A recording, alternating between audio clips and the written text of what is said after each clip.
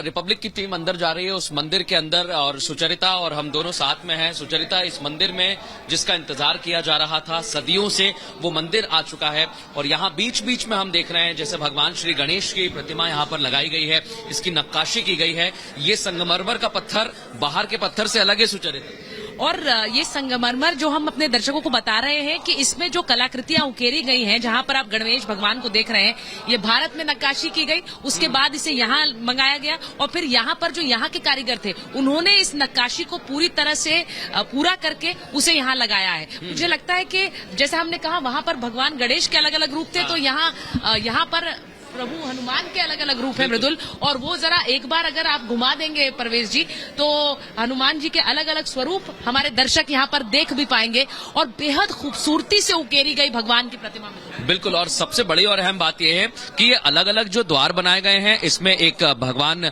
श्री गणेश का है, बजरंगबली का है, और उसके बाद हम सीधे दाहिनी ओर आते हैं। जब आप मेन गेट से दाहिनी ओर आएंगे तो यहाँ पर आपको प्रभु श्री राम के दर्शन होंगे। और जैसा हम कह रहे थे, अयोध्या से लेकर अबुधाबी तक जिसकी खूबसूरती का वर्णन करना बहुत मुश्किल है, ये मंदिर बनाया गया है जो दाहिनी ओर उपस्थित है। और राम दरबार, जैसा कि हम अयोध्या के मंदिर में भी जान रहे हैं कि पहले तले पर राम दरबार बनेगा, यहाँ पर राम दरबार के आप दर्शन कर सकते हैं। भगवान के अनगिनत रूप है इस मंदिर में, और उन्हीं में से एक अयप्पा भगवान जो इस वक्त आप मेरे पीछे देख पा रहे हैं, उनका स्वरूप, और यहाँ पर वो विराजमान है और उनकी एक भव्य मूर्ति यहाँ सामने आप देख पा रहे हैं। बिल्कुल, और दक्षिण भारत में अयप्पा जी जो कि अलग अलग तरह से पूजे जाते हैं, उनका काफी महत्व है, और इसीलिए अयप्पा जी का यहाँ होना ये बताता है कि यहाँ पर दक्षिण भारत की भी झलक है। यहाँ पर प्रमुख स्वामी महाराज की मूर्ति विराजमान है, और उन्होंने जिस तरह से एक परिकल्पना की यहाँ पर मंदिर की, और उसी मंदिर को यहाँ बनाया गया है, और उस मंदिर के साथ साथ जो सभ्यता है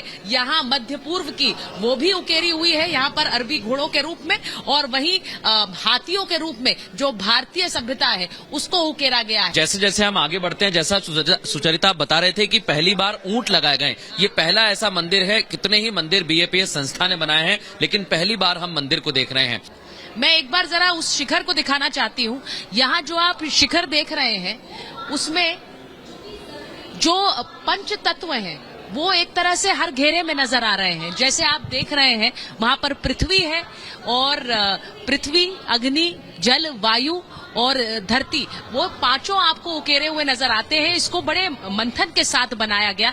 पृथ्वी के लिए आप पृथ्वी को में गाय पालन देख सकते हैं। फिर आप देखिए किस तरह से अग्नि के लिए सूर्य देव खुद उकेरे गए हैं, और वहां पर जो वायु के लिए भागते हुए हिरन, क्योंकि उनकी रफ्तार से आप वायु को संकेत समझ सकते हैं। ये पंच तत्व बनाए। मैं आपको एक तस्वीर और दिखाना चाहूंगा, उसके बाद हम आगे की ओर चलेंगे। सिर्फ एक शिखर यहाँ पर दिखाने की कोशिश करिए जरा आप।